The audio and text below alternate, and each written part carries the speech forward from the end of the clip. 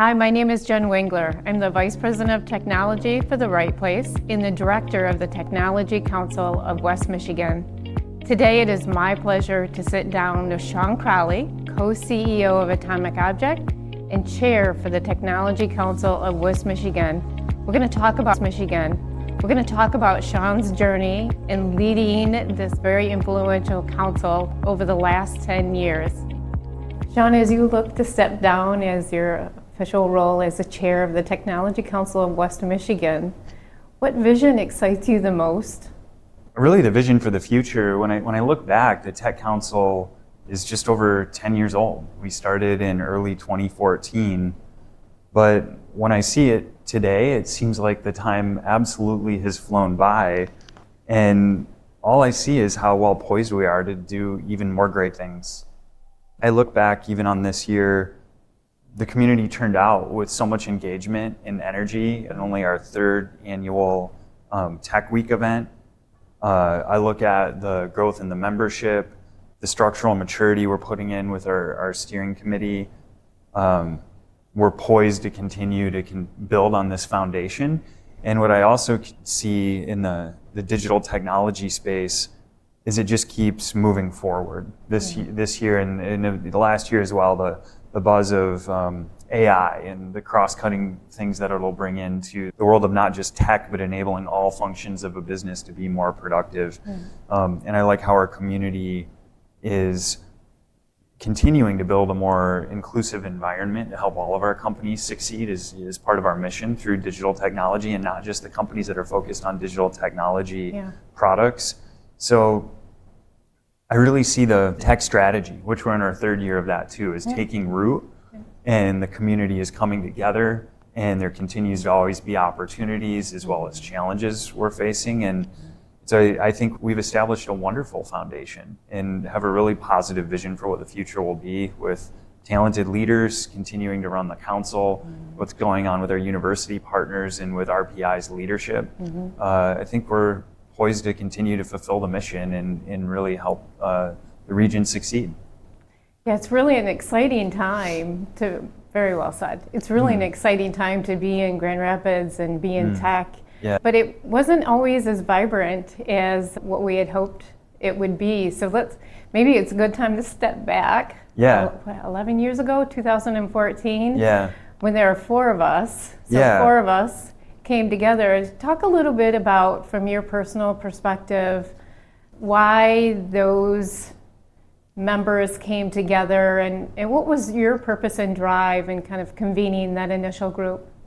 Sure. So yeah, it was, I was looking back on this with the history we have. Right. I had to go remind myself a little bit. And I think a lot of the origin story of this was really in 2012 and 2013, Atomic Object, my company Atomic Object, we were doing a lot of work out of state in the coasts. And we were starting to see how professional services firms sometimes have the rap of just exchanging a lot of local money and not really exporting our skills and talent outside of the region. Right. But with software, you really have the ability to do that if you're good at what you do.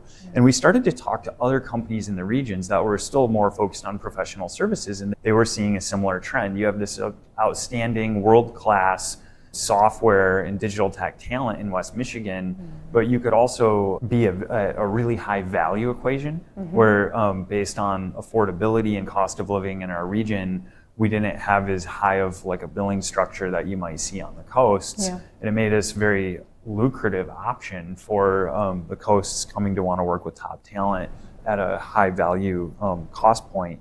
And so we started to look at what could be a marketing oriented, like marketing the region and marketing the portfolio of companies. And we wound up speaking to a few, and it quickly actually grew to 6. And I believe the 6 were Atomic Object, Blue Sphere, CQL, DornerWorks, Mutually Human, and OST all came to the table. If I remember correctly, we said, let's all put $5,000 into a collective fund. And then we talked to The Right Place, and it was Megan Saul at The Right Place who for about the first year helped facilitate our group. And the mission was really, let's build the regional brand outside of our region into markets that will want to buy from us. And that was the catalyst. And the conversations quickly started coming into how do we build a collective web presence, and RPI helped us with that on the website. That started to create visibility of this group with other regional firms. And then we started to say, how do we segment? It became like a marketing strategy and a marketing tactics conversation. Yeah. Well, when I think back to those early days, so I started a couple years after some traction had been made, and you started. So thinking through the partnership, we had some starts and stops along the way. Yeah. And when I joined, there was a little bit of stagnation going on. And we did some different things to build a bigger vision for that group. So there's one, I mean, what did that look like in building the vision? And then why the partnership with an organization like The Right Place? Because I get that question a lot too. I mean, sure. Yeah, you came in February of 2016 and came into a tech council that really was on a searching journey of that segmentation question and on the tactics question. We really were working to build alignment on a strategy as well as a go-to-market plan. Segmentation, when I say that, it was geographic segmentation and maybe a little bit of, are we going to do industry segmentation within a geography? And so there were some outside groups we worked with to say, how do we build alignment and help pick? Discussion would get bogged down in tactics too.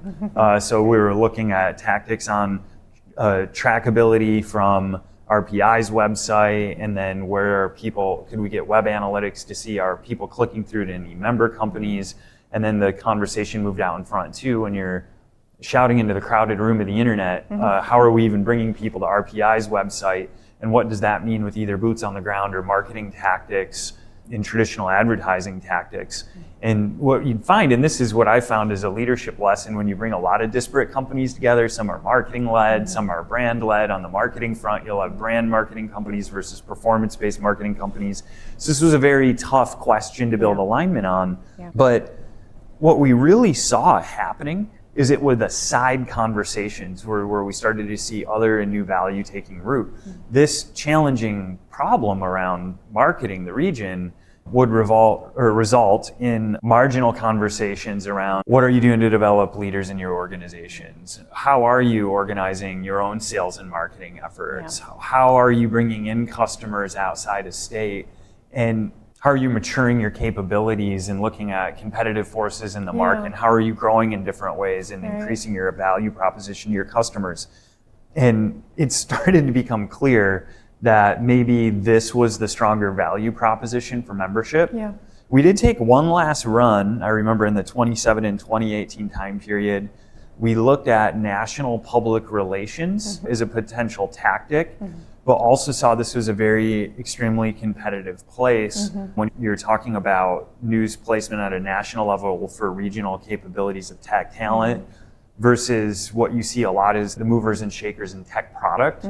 Takes a lot of the spotlight in national news media. And so your question about the value of working with The Right Place, what was really valuable about The Right Place is there was consistent guidance and stewardship coming from you, Jen, and coming from your colleagues and team at The Right Place in convening the group, of offering your facilities and continuing to be a steward of organizing the meetings and bringing the group together, and then also helping organize with a couple of these outside organizations and individuals to look at these tactics.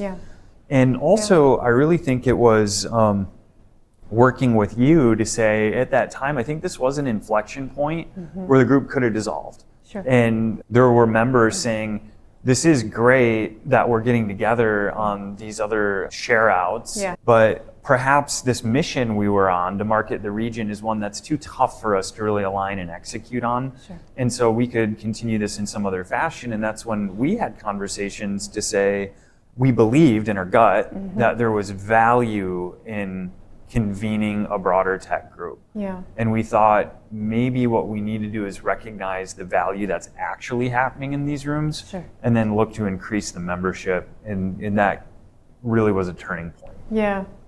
Yeah, I think about that when people come into Grand Rapids, there is a spirit of co-opetition. I think we've coined it co-opetition, that they feel. And I've always said the members or the leadership of the council, they have a vision far beyond the companies that they lead or the sales that they're trying to generate. And it really is the special sauce of what makes up the council.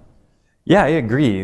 I've been a part of national groups, and I know in those national groups, sometimes the national groups are like, oh, another individual from the Bay Area is in, or people get a little more guarded maybe about, oh, I want to win in my backyard, and they can be a little more cagey or protected about how much they really want to share about their strategic plans, or even some of the challenges as well as the opportunities. But I think a couple things happened in 2018. It was really conversations with you, and it was also conversations I had with Brad Comet at the Right Place, and I agreed to join RPI's campaign cabinet to grow the investor base. And if we looked back to some of the financial mechanisms that were going on, in the earlier marketing-driven mission, the thought was members would pay money in, the cash would go towards sandwich and sodas for our brainstorming sessions, but then we were going to deploy the cash on marketing tactics, which mostly never came to fruition. But the Right Place, to be able to pay for the services the Right Place was helping us with, would take a percentage capture of any project work that came in through our co-marketing events. And what we did in 2018 is we changed that, and we said, let's look to align the Technology Council with what RPI has had historical success with Manufacturers Council, with Supply Chain Council, with Medical Device Council. And we really said, let's also broaden, let's make membership predicated on coming in at an entry level for the Right Place investor base. And our vision there was, let's get more in this industry, the software industry and the digital tech industry, is investors in the Right Place, and make our industry more visible within the Right Place investor base. Get those companies at all the great events the Right Place does, the investor exchange breakfasts and report outs on the region, getting them at economic outlook events, getting them involved in site selector events and representing our region. And then we updated the purpose in our memorandum of understanding to say we're really existing here to grow any kind of software-oriented business in the region. And our vision was to be a leader, a national leader as a region for software development capabilities or businesses using software as their part of the competitive strategy. And so this was big too, because it's not like you need to be a pure tech company. You could be a 50 or 100-year-old company going through digital transformation, and you want to join because digital technology is part of your competitive strategy. And then really, how are we moving towards that vision? The mission was all about the peer sharing and the collaboration, and that's what we saw in the nascent stages of this more simple, less ambitious regional marketing thing. Was what we struggled to accomplish most, paradoxically, what we thought was simple. But we really saw, let's grow the base bigger, let's grow the council bigger. And I think that was a really cool inflection point. And that gets back to me as a lesson learned of sometimes things really take off when you place yourself working towards a vision that helps other people succeed. I love that. That really brings people to the table, and you get a lot of positive feedback loop. And I think that's where we really saw the flywheel spin. Yeah, absolutely. Well, and then just thinking through, so then let's jump into 2020 and what a crazy year that was. And even in the hardest of times for leaders, our membership grew, and I think it was because it was the one space where people could go to talk about the challenges and the things that they were going through. And there was this era of let's share best practices and be there for one another. I agree. 2020 was a topsy-turvy time for tech. It was panic in March and April, and then really a surge in digital technology companies growing, but there was a lot of challenges with how do we work now, and how do we manage our teams now, and what are we doing with the different regulations and shutdowns, and there's a lot of health concerns. And we saw a lot of interest in membership grow. And what I thought was a bit of a laugh is we actually revisited that MOU again in October of 2020, as if COVID wasn't enough, running businesses during COVID, we said as a council, let's go back to that MOU again. And Andy Van Solkema and I worked with you on revving that, and we slightly tweaked the purpose, which was we exist to foster our region's economic growth through digital technology. And I remember this again, we're saying we need to dovetail and align is the technology or the digital tech industry here is aligned with what we're trying to do regional. And so let's build real alignment with the mission of the right place. And then what I thought was cool is looking back at our vision, and I remember Andy was a strong proponent on challenging a bigger, more ambitious vision. And we really worked and crafted on this. We took it back in front of the council and got feedback. And we said we really want our region to continue to economically thrive by companies providing or applying digital technology products or consulting. And what that would look like when we brought that to life was digital technology companies are locating, starting, growing, or staying in the region to serve regional and international customers. So what does that sound? Attraction, retention, growth. These are all core economic development goals.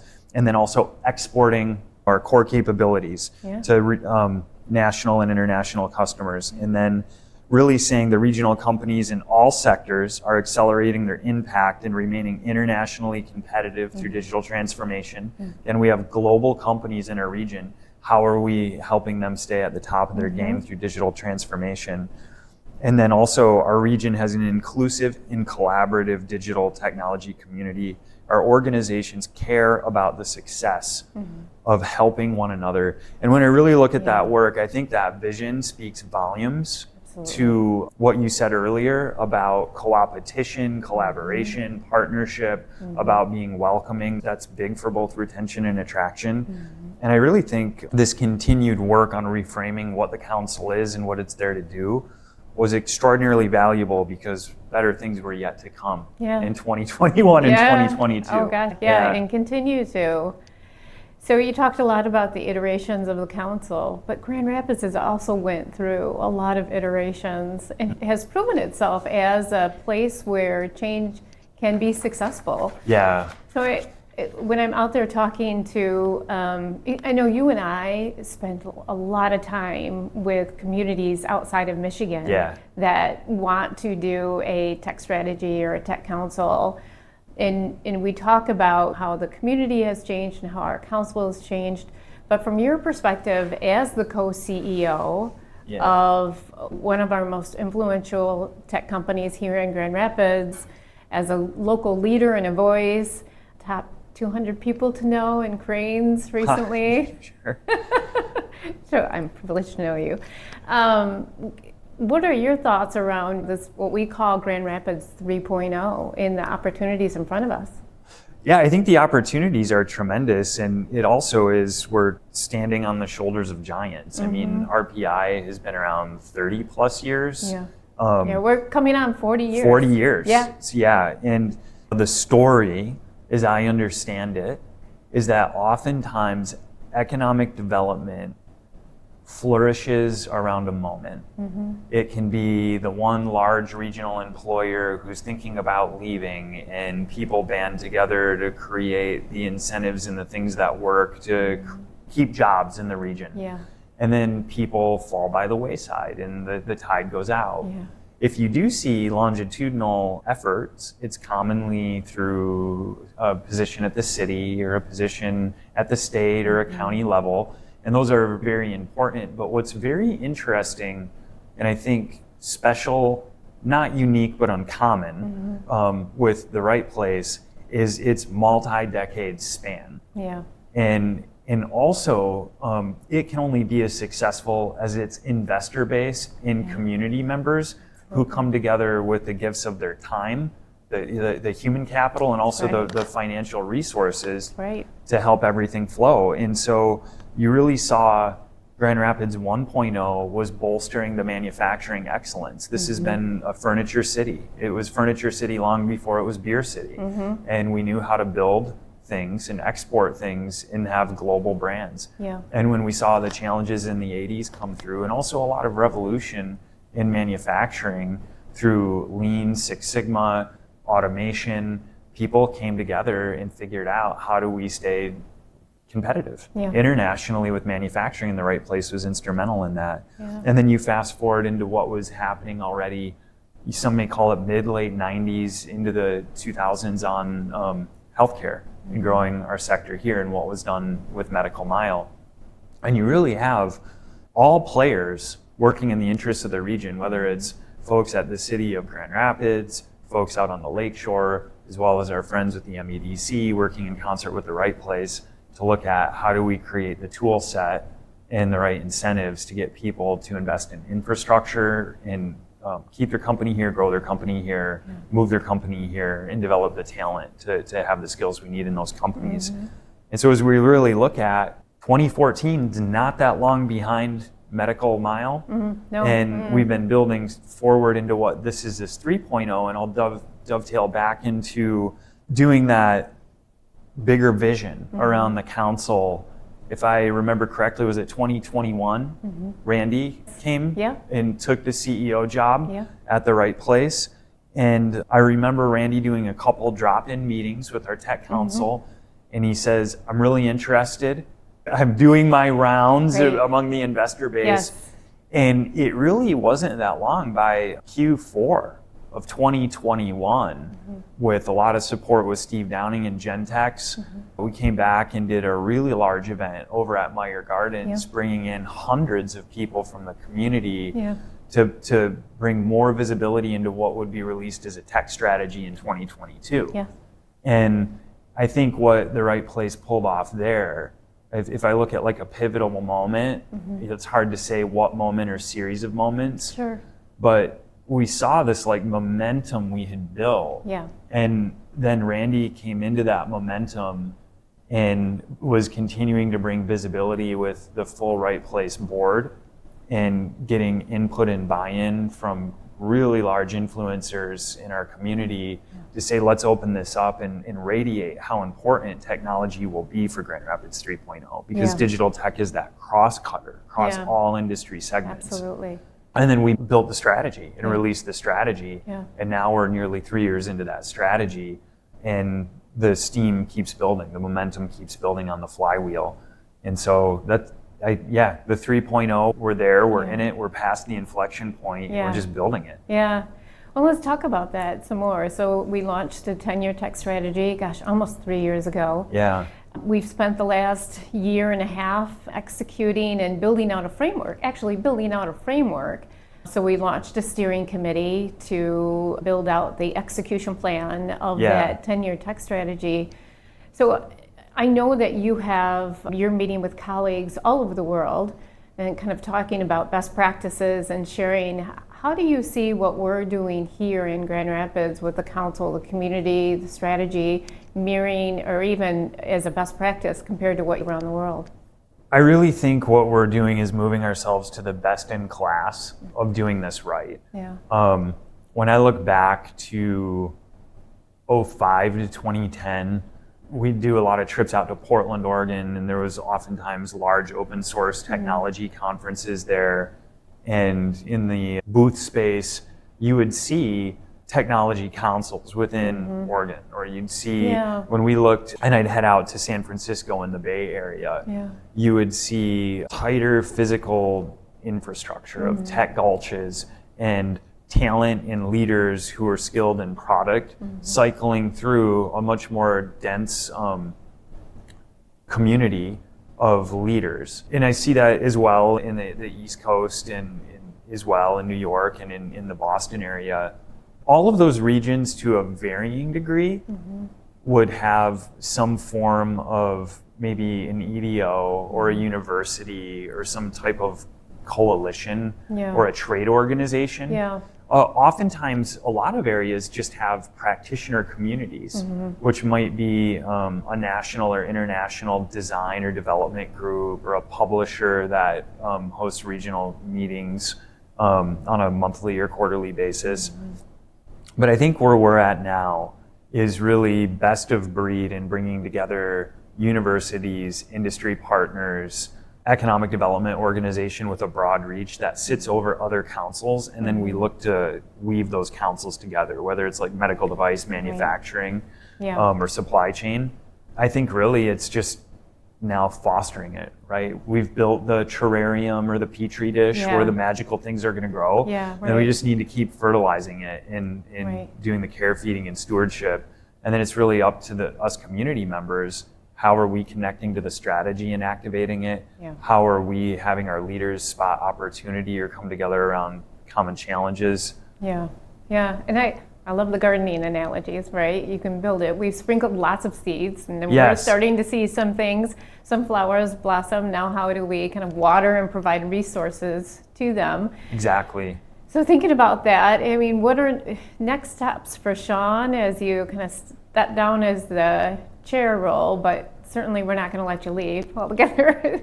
Next steps for me, there's no lack of things to do. I'm excited to support Stacy and Chad as they're taking on a chair and vice chair role. I'm excited to support programming through the Tech Council. I'm really excited to see the consortium GVSU is building with industry-based partners focusing on research and looking to bring in different federal dollars to help offset their financial risk, and also some of the grant writing and all the investment in going after those dollars, the risk of doing that. I'm very interested in what GVSU is building in the new College of Computing. And then there's continuing to grow our own company here in Grand Rapids and beyond. Yeah, absolutely. Well, Shawn, from the bottom of my heart, thank you. I have learned so much as a leader, as a convener of this community. I don't think we wouldn't have been in the place that we are without your strategic guidance and your leadership and your influence. And so thank you for making the council what it is today. And I'm looking forward to the next iteration. Yeah, and thank you, Jen. You've done the most of anyone I know to be knocking on doors and welcoming people. And I've done a lot of membership meet and greets with you. And there's been probably 10 times more you've been out doing on your own.